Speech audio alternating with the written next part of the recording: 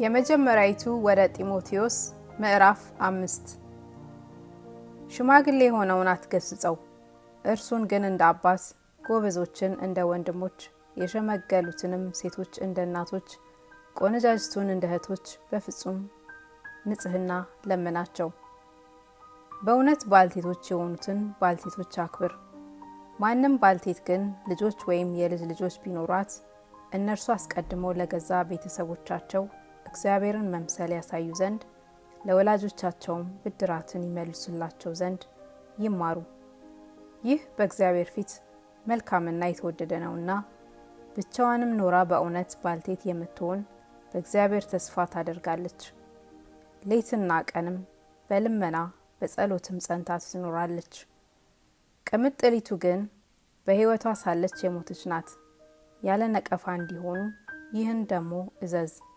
ነገር ግን ለእርሱ ስለሆኑት ይልቁንም ስለ ቤተሰቦቹ የማያስብ ማንም ቢሆን ሃይማኖትን የካደ ከማያምንም ሰው ይልቅ የሚከፋ ነው።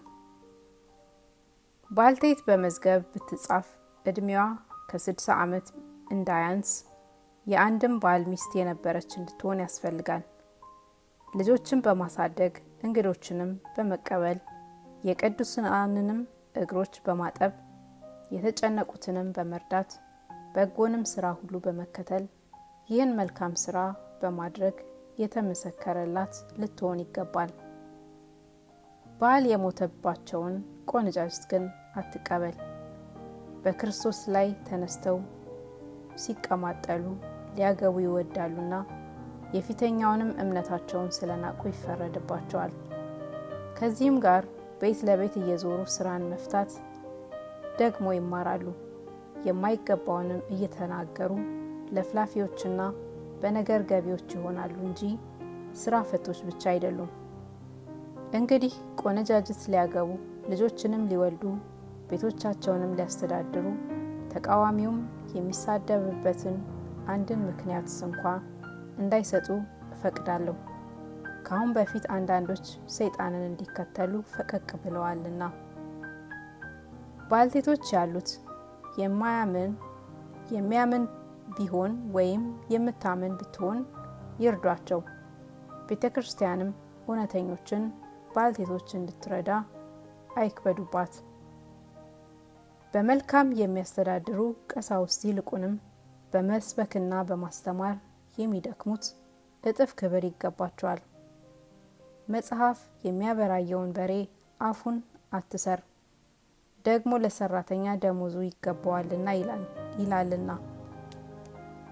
ከሁለት ወይም ከሶስት ምስክር በቀር በሽማግሌ ላይ ክስ አትቀበል።